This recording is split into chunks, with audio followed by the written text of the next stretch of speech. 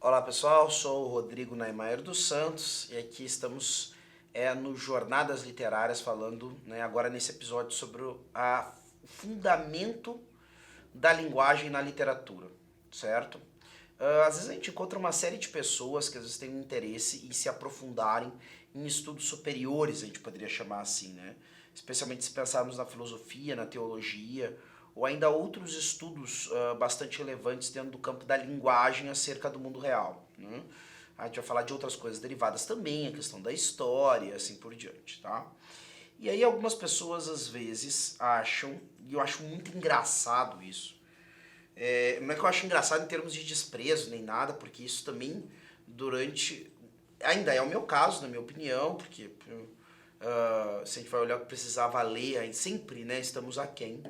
Mas eu tinha ainda mais dificuldade anteriormente. O que eu me refiro?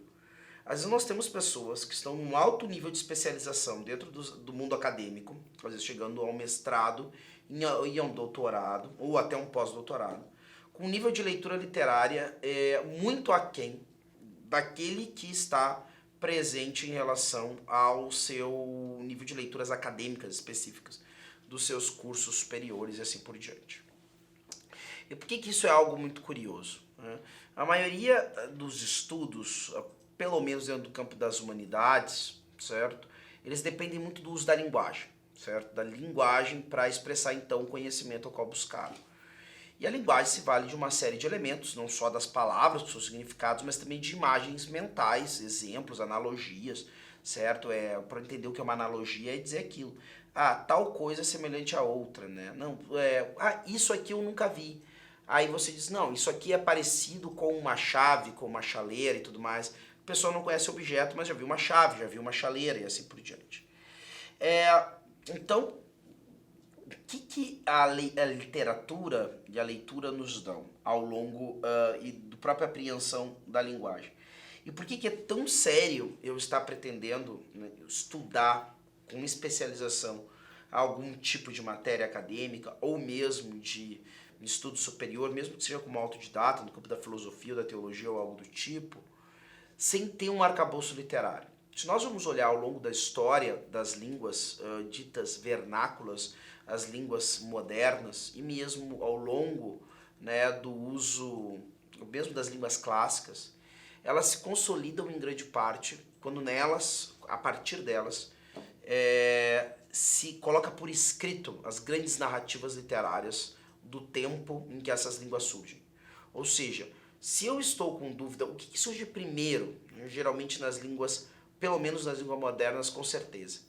O que surge antes de uma gramática, do inglês, do francês, do alemão, do português e assim por diante, surge um uso dessa língua dentro do mundo literário, através de poesia ou através de narrativa, geralmente no mundo medieval e antigo, mesmo as narrativas, as epopeias e assim por diante, são transmitidas através de narrativas poéticas, através da poesia. Se nós vamos olhar a Eneida de Virgílio, ou então a Divina Comédia de Dante, e assim por diante, certo? Ou seja, eu tenho essa produção literária. E se eu estou tentando organizar essa língua, que língua é essa que você está tentando organizar? Bom, eu estou tentando organizar a língua qual Dante, por exemplo, se utilizou para escrever a Divina Comédia, ou Boccaccio, por exemplo, utilizou para escrever o Decamerão, certo? E eu estou tentando organizar aquela língua. A referência do uso dessa língua é essas obras escritas. Eu estou tentando ali, então, fazer um código, organizando mais ou menos como é que é o funcionamento dessa língua, o que combina com o que, como entra uma proposição, quando é que entra um acento, quando não entra, e assim por diante, como é que se formam as palavras, se tem palavras feitas de um jeito, nunca vai ter palavras escritas de outro jeito e tudo mais. Essas regras gramaticais, em todo momento de dúvida, a grande referência vai ser as grandes obras literárias escritas nela. Ou seja, se eu estou com uma grande dúvida, se eu estou preparando uma gramática de uma língua que ainda não possui uma obra de referência como uma obra de referência gramatical, e eu fico na dúvida qual seria o melhor uso de uma determinada palavra ou de uma expressão para um objeto, eu vou perguntar como é que fulano chamou esse objeto na sua obra? Como é que Dante chamou esse objeto na sua obra? Como então Goethe ou Lutero utilizaram o alemão para falar disso ou daquilo? Ou então como é que Shakespeare, como é que a palavra Shakespeare usa para se referir a tal coisa. E a partir desses usos ilustres, no caso da língua portuguesa, como é que Camões utilizou a língua para falar de tal e qual coisa, como tal e qual autor importante e relevante, certo, utilizou aquela língua para falar disso ou daquilo. E a partir disso, eu começo a entender profundamente como se trata essa roupagem que eu dou às imagens. O que eu tenho na língua, na verdade? Eu tenho uma forma que eu utilizo para comunicar uma imagem a alguém. Eu quero falar de um recipiente onde eu coloco líquido dentro. Bom, convencionou-se que na língua portuguesa o nome desse recipiente é copo. Eu falo copo, que é, então, né, eu estou pronunciando fonemas aqui, sons.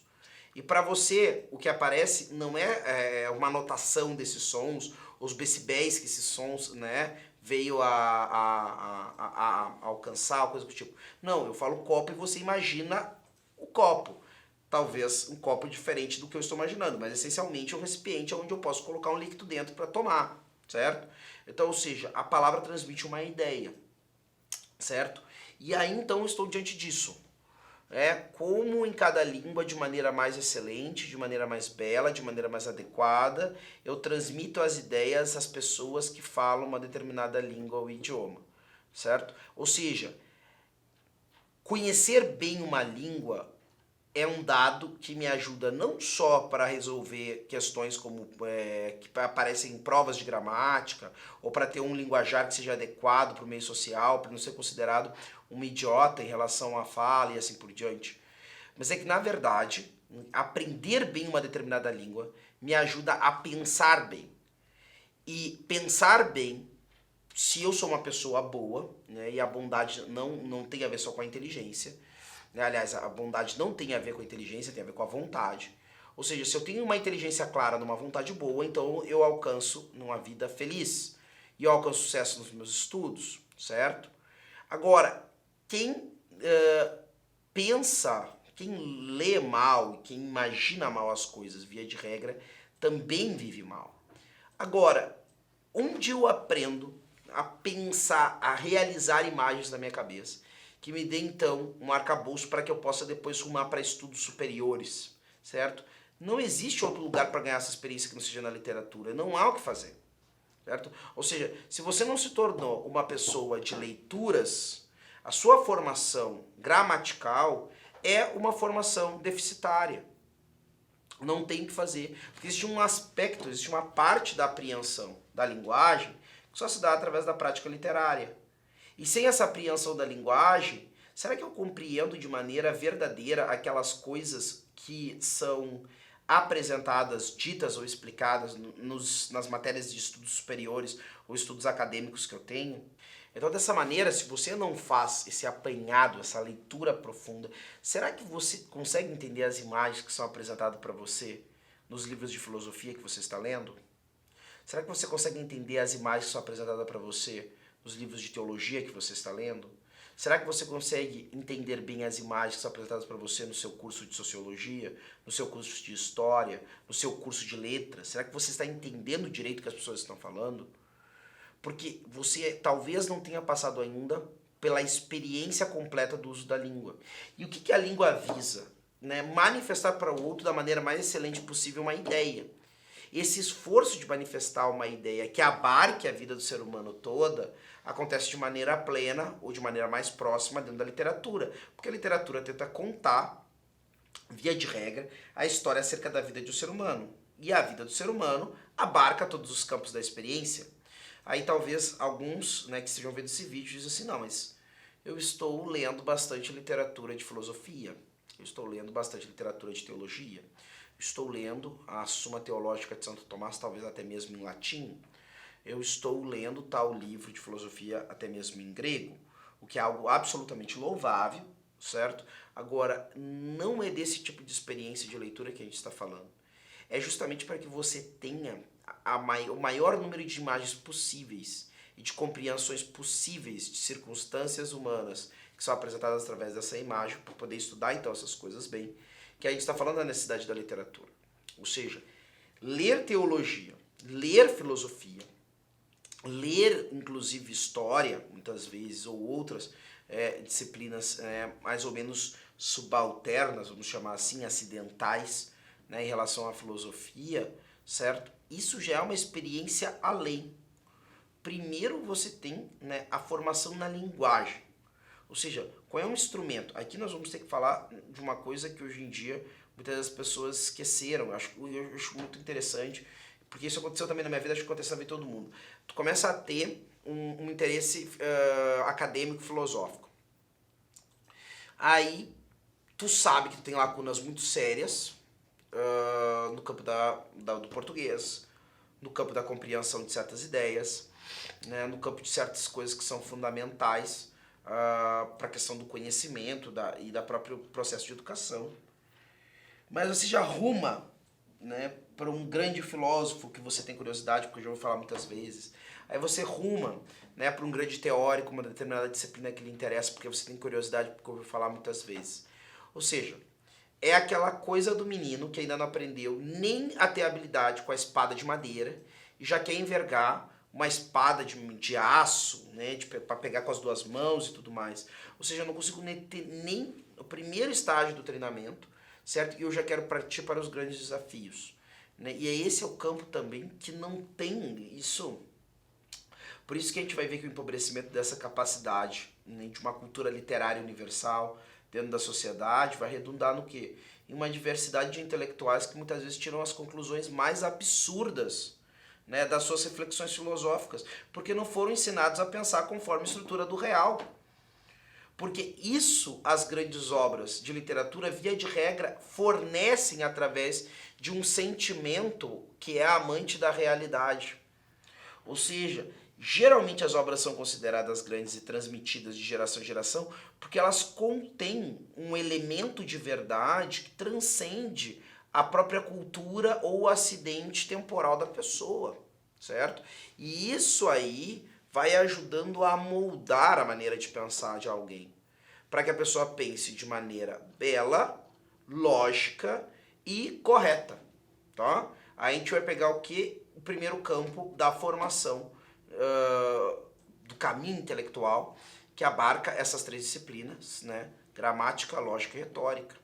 Né? Na gramática eu entendo a ordem da língua, que me permite então, né, mais ou menos, em situações muito diversas, eu ter mais ou menos as mesmas regras para organizar os símbolos escritos que vão então, né, simbolizar as ideias, as coisas assim por diante. Tá? Depois, na lógica, eu vou aprendendo a organizar isso de maneira que as coisas tenham conexão entre si, ou seja, se relacionem da maneira correta, né, segundo a sua estrutura, sua realidade, sua substância, sua verdade, né, profunda. Ou seja, né, e isso se relaciona com isso. Por quê? Porque essa palavra significa uma coisa que no mundo real tem uma relação com essa outra coisa que essa palavra significa também. Então é lógico, né, é conforme a ordem, é conforme a razão que eu relacione essa coisa com essa outra coisa, certo? E por fim, né, a questão da retórica, que me ensina como utilizar isso da maneira mais harmônica possível, que reúna então, né, elementos não só de retidão da regra, não só, né, de verdadeira conexão com a realidade, mas também de forma que isso seja apresentado com um ar palatável, de uma maneira... a beleza faz isso, de maneira bela. Eu vou tentar inventar uma nova palavra para isso aqui, eu tô chovendo molhado. Apresentar isso belamente. Você vê que foi bem dito, a coisa foi bem falada. Ela não é só correta do ponto de vista gramatical, ela não é só lógica do ponto de vista estrutural, mas ela é bela do ponto de vista existencial. A maneira dela de existir dentro do texto está bonita. A gente pode falar uma coisa de N maneiras, certo? Só que existem formas que nos caem de maneira mais feliz, ou seja, mais belamente ao nosso ouvido, e outras que não. E isso tem a ver também com a estrutura da língua e das imagens que ela organiza. Talvez eu possa falar de violência, de amor, de sexo, de santidade, de fome, de fartura, de todas essas ideias, de maneiras que sejam grotescas, me ataquem, me afundem, me deprimam, ou de maneiras que me elevem ou me inspirem. E isso tem a ver propriamente com essa capacidade da retórica. Nisso nós temos essas artes da linguagem. Isso compreende o domínio adequado da linguagem. Agora, esse aspecto que reúne todos esses elementos, ou seja, dentro da literatura tem esses três aspectos. Primeiramente, uma obra, né, não vai ser considerada uma obra adequada se ela estiver uma série de erros gramaticais e quase que indesejados pelo autor ou que caiam mal. Existem sim autores que entre aspas, se libertam das regras gramaticais em diversos momentos, mas fazem isso com uma lógica interna. Então, ou seja, não é que a obra não tenha regra, é que naquele caso existe uma regra própria para o mundo daquela obra, né? Depois, aquelas ideias precisam fazer sentido, tá?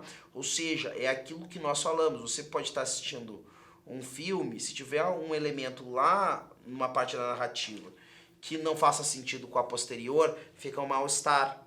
Ah, mas de onde é que saiu tal coisa que não estava aqui antes? Como ele conseguiu se salvar dessa situação, uma situação impossível de se salvar? É aquelas coisas que a gente diz que são então falhas dentro do roteiro.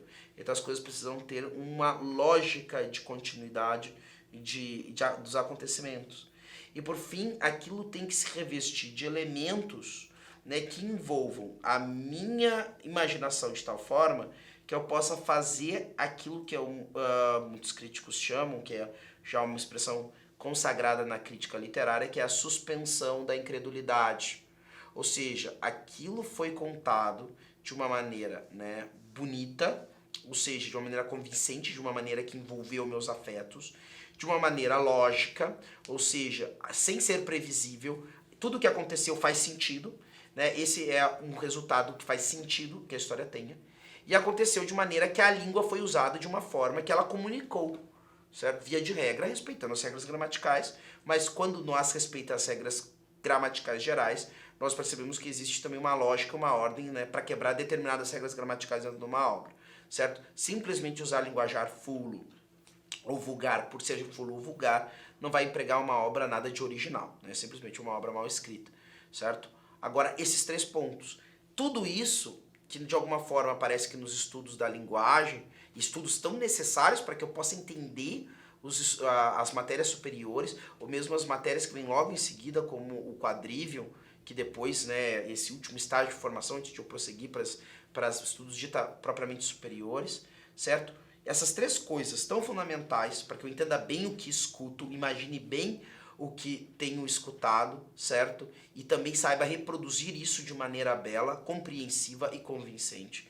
Essas três coisas que parecem estar separadas estão reunidas dentro da literatura. Fazem parte do métier próprio da literatura, abarcar esses três aspectos da linguagem, né? A ordem, a beleza, certo? E ao mesmo tempo a regra desse jogo comum de linguagem, de falar e escutar, né? De escutar e responder, certo?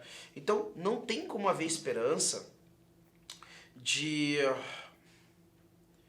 alguém que não lê, que não tem grande literatura e se dedica a estudos superiores, vai acertar em todos os outros pontos que todos os outros bons estudiosos acertam. Quando chega a sutileza do imprevisto, quando chega aquela coisa que não entra na equação, quando entra aquele elemento que precisa de um feeling, de um sentimento, de um instinto, a inteligência do craque, o toque do gênio, isso aí, só a vivência do espírito literário, da experiência literária, só a vivência desses dados que estão presentes na literatura, das narrativas apresentadas ali, da maneira que são apresentadas ali, dará ao estudioso das disciplinas, que inclusive muitas vezes não são as disciplinas relacionadas propriamente à literatura. Mas esse homem, através dessa experiência, e claro, nunca ela sozinha, ainda complementada por outras coisas, mas através dessa experiência ele vai ter esse ouvido, essa mão boa, esse diferencial que é onde os meios da técnica acabarem, né, esse feeling, esse sentimento, esse instinto, vai dar para ele a capacidade de saber onde é que está aquele distintivo que separa a verdade da mentira. Ou seja, muitas vezes esse elemento decisivo que faz o homem julgar pela verdade ao invés da mentira está presente em algo que é incompreensível para quem não viveu e reviveu muitas vezes a possibilidade e as possibilidades que estão presentes nas vidas dos homens que entram de fato na realidade, certo? Então, só dizendo claramente, né, os personagens literários não são reais no sentido como eu e você é, certo? Só que as grandes obras, justamente, são chamadas de grandes obras, porque a vivência desses homens é factível o suficiente para nós, pelo menos, enquanto estamos imersos nas nossas leituras, esquecermos, ainda que conscientemente, de que essas histórias são fictícias e não reais, porque realmente esse autor conseguiu construir um mundo e personagens convincentes, certo? Ficamos por aqui e aguardo você para o nosso próximo, né, episódio dos Jornadas Literárias.